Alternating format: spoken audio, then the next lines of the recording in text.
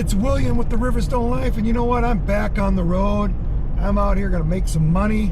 As you can see, I'm by myself because my honey's not here. I left her in Colorado for a couple days.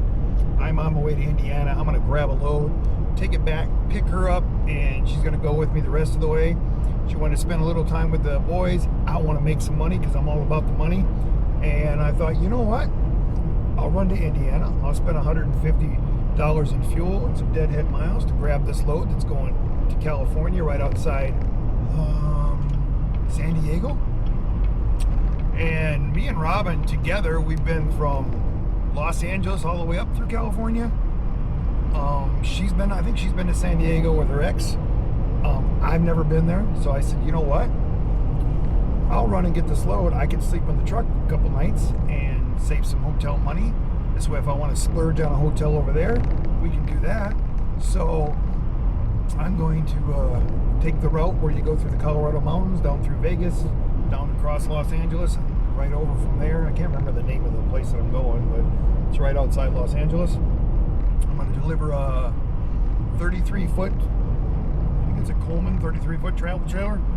Pretty much, you know, same thing I do all the time. This will be number 84, and then I'll be at almost 95,000 safety miles.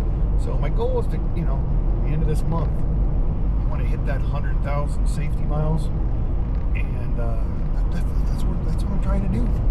But other than that, maybe we'll get a reload out there. Maybe we won't. This one pays like $3,800. If you watched the last video, you know what we made there. So, you know, I'm going to deduct this 150 off from this job because I don't have any hotels, any other expenses coming out. And I'm still running on my service and everything from before I started the last go around. So I'll need an oil change at the end of this trip. So that'll come off this job, and I'll put my 20% back, and we'll give you the numbers on this one. You know, I think that I'm going to make 16 to 18. Well, I would say make, but I'm going to bill 16 to 18,000 for August. That's my plan, unless there's no work.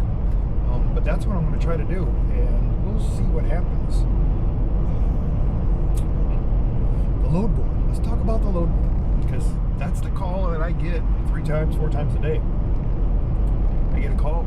Hey, William, have you seen a load board? I'm like, yeah, nothing on it. And then they're like, yeah. I said, he goes, you got a load? I said, yeah. Did you get a load? Yeah. How about the rest of the guys you talked to? Yeah. What about the guys you talked to? Yeah. We all got loads. Yeah. But there wasn't a bunch of loads on the load board. Okay. So then I tell him what I was told a long time ago was a load board is designed for excessive loads, extra loads than they think they're going to, you know, put out today. Basically, this is just what I think, what I hear from people, what they tell me, and then I kind of put it together. But what I was told is when we're super, super busy, they, you know, have hundreds and hundreds and hundreds of loads coming in that day. They put them all on that board. They know that they've got, I don't know, 300-400 people calling in today getting loads. So they already have an idea. And they put the extra loads on there. So if you don't see anything on the load board, that doesn't mean there's no work. That just means you need to be persistent. You need to call in. You need to send an email. You need to follow through. If you're looking at the load board 3 times a day and you're not calling in and you're not emailing, and then you're that guy going, I can get no work. I can't make my truck payment. Well, you know, the guys that are persistent, the guys that listen to what I tell them to do, they're all working and I'm all working. And for an example, one of the guys told me they were talking to somebody in the office, and he said there's no loads on the load board. So he asked her. She goes, well, I've dispatched 860 loads this week. And he goes, wow. You know, he doesn't say anything back to her. You know, he calls me and says, hey, they told me they dispatched 860 loads. I says, yeah, probably. He goes, man, I've been watching the load board. I said, you've been watching it every second? Well, no, but at least 10 times a day. And he goes, I probably counted about 200 on the load board. I said, well, if the dispatcher's on the phone and she's looking at her, I'm assuming she looks at her computer, and he calls and says, hey, I'm looking for a load, and she's watching loads pop up on the computer that might not got switched over to the load board yet, and she goes, well, what are you looking for? And she's got, I mean, you see what I'm saying here? Sometimes the loads don't ever hit the load board. They're not holding loads for everybody. They're not holding loads for their drivers. They just know that they've got consistent drivers that don't bitch, complain, treat them bad, get the job done, pick it up right away. I'm not saying that they don't get loads that you're not getting because they're staying on top of it.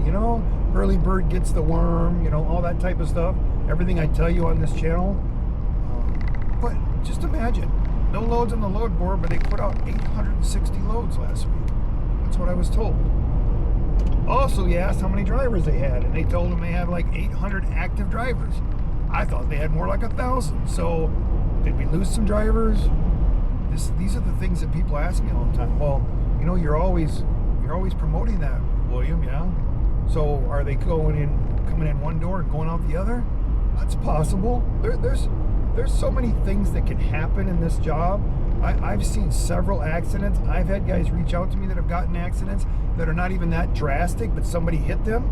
When you get in an accident, you're shut down for a while until they get a report on it, make sure it's not your fault, even if it wasn't your fault, even if they told you right there it's not your fault. It's got to go through its little steps, so you can be sitting there for a week or so before you can go back to work. These are the downsides of this job. It doesn't matter if you buy a new truck. I bought a new truck. Last year the thing was down for 6.5 weeks. So if you think I just spent $100,000 and you think that Chevy, Ford, or Dodge dealer really gives a crap, they're worried about the next sale. They're not worried about your truck right now. They'll get it in and get it fixed just as it comes in. So you're done. I was down for 6.5 weeks last year. Somebody got all my work, right? So sometimes drivers never come back from that. If your funds are limited and your life, or sometimes it's just your Robin. Let me explain this once. When I met Robin was used to a husband that worked a normal job. She knew exactly what he was going to get every week, every month, for the whole year. She knew what money was coming in. She knew how she was going to pay them, and she was happy that way. When she got with me, sometimes we got a shitload of money, and sometimes we scraping the barrel, or we're working every angle to get paid, because my lifestyle is that lifestyle. She's almost 9 years into this lifestyle. Is she easier and better about it? Yeah, but she still lets me know how she feels about it. Some guys get into this lifestyle and they have 7 or 8 great months, and the family spends the money, and the next months are not so good, and the partner's a little upset, and they're done with this job. So that's another person. Then you have the old guys that have been doing this for years, that have been working for Wave, and as soon as Wave started hiring all these drivers, they expressed their opinion, got upset because I got some of their feedback, and sometimes they have a bad day and they just walk away and go to the other side of the street, because it's always greener on the other side of the street. You know what I'm saying? They get there and now they can't say they made a mistake, because maybe they did, maybe they didn't.